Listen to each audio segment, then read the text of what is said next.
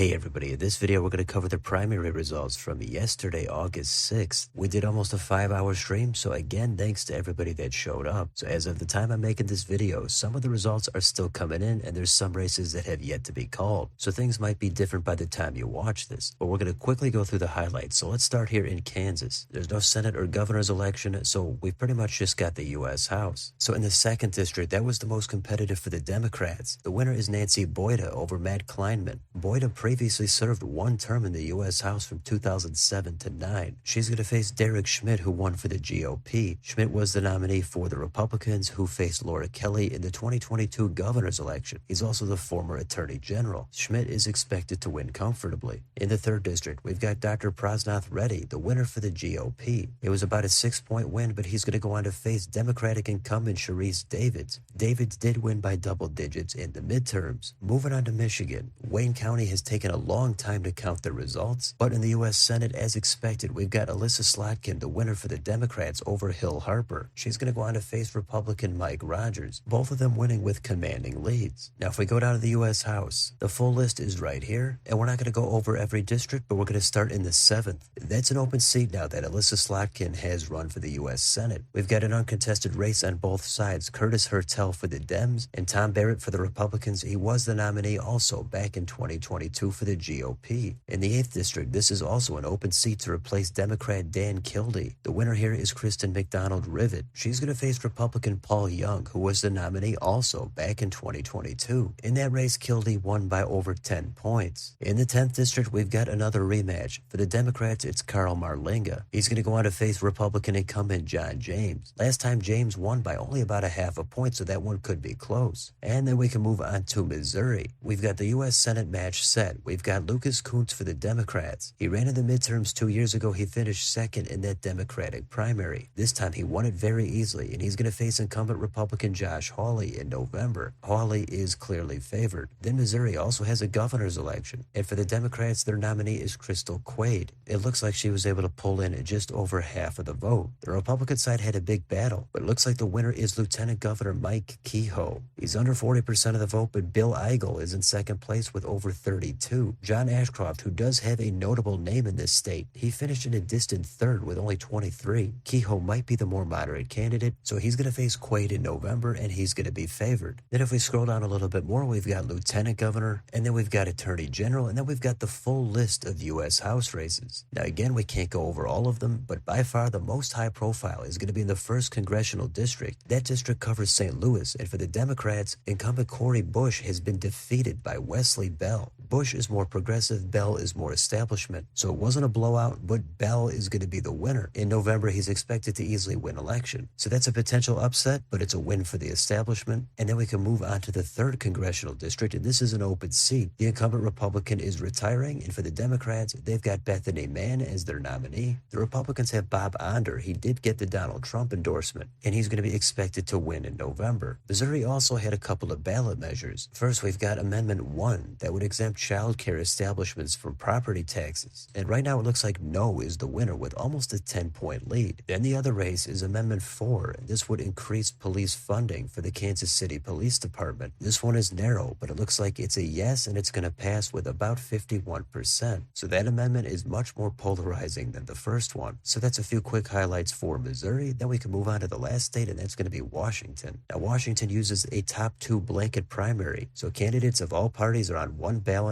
The top 2 go on to the general election. It could be 2 Democrats, 2 Republicans, independents, or one of each. In the U.S. Senate, we've got incumbent Democrat Maria Cantwell. She's going to face Raul Garcia in the general election. Cantwell is expected to cruise to another term. Then if we go down to governor, we've got an open seat. As expected, the top 2 finishers are Attorney General Bob Ferguson for the Democrats, and then former U.S. Representative as well as Sheriff of King County Dave Reichert for the Republicans. Semi Bird is in 3rd place. In November, Ferguson is expected to start off with a clear but not insurmountable advantage. For Lieutenant Governor, it's going to be Denny Heck, the leader so far for the Democrats. And then for Attorney General, we've got your top 2 finishers as Pete Serrano and Nick Brown. Then we've got the full list of U.S. House races. Again, we're not going to go over all of them. We're going to hit a few of the highlights. In the 4th district, again, clearly not all of the vote is in. Washington is a mail-in ballot state, but as of right now, incumbent Republican Dan Newhouse is trailing. He's in 2nd second place. He previously had voted to impeach Donald Trump. Right now, he's behind Jared Sessler, who's on top. But in third place, we've got Tiffany Smiley. You might remember her running 2 years ago in the U.S. Senate. This time, she got the Donald Trump endorsement, and she's trying to run for the U.S. House. But as of right now, she's in third place. Either way, it looks like it's going to be 2 Republicans in the general election. Then in the 5th district, this is an open seat to replace Republican Kathy McMorris Rodgers. Right now, we've got one candidate moving on to the general election. That's going to be Michael Baumgartner. He's the Republican. In second place is Carmela Conroy. And the last one we're going to look at is going to be in the 6th district. This is also an open seat to replace retiring Democrat Derek Kilmer. So we've got Democrat Emily Randall as the leader. Drew McEwen is the Republican who's in second place. As of the time I'm making this video, none of the candidates have been confirmed to go on to the general election. So those are some of the U.S. House highlights. We can head back and look at the rest of the statewide races. We've got auditor, insurance commissioner, lands commissioner. Right now in that one, we've got Jamie Herrera Butler. She's the leader, and there's another Republican currently in second place. So it could actually be 2 Republicans in the general election. Then there's also Secretary of State, Superintendent of Education, as well as the state treasurer. And there's some judges down at the very bottom. So those are some of the quick highlights. And if you're looking for the upcoming schedule, I've got it right here. On the 10th, we've got Hawaii's primaries. Then again, next Tuesday, there's going to be 4 more states. We've got Connecticut, Minnesota, Vermont, and Wisconsin. So that's a recap of the August 6th primaries. Maybe the biggest upset is going to be Cori Bush going down in Missouri, but it also could be Mike Kehoe winning the nomination for the GOP governor there. Still plenty of vote outstanding as of the time I'm making the video, but let me know in the comments, what do you think about any of the results from any of these races? Anything in Kansas, Missouri, Michigan, or Washington that you're taking a look at? And do you care about how much vote each side gets in the primary, or do you think that has very little bearing on the general election? Let me know what you think down below. On your way out, don't forget to like, share, and subscribe. Join if you'd like to help support the channel. Thanks for watching. I'll see you next time.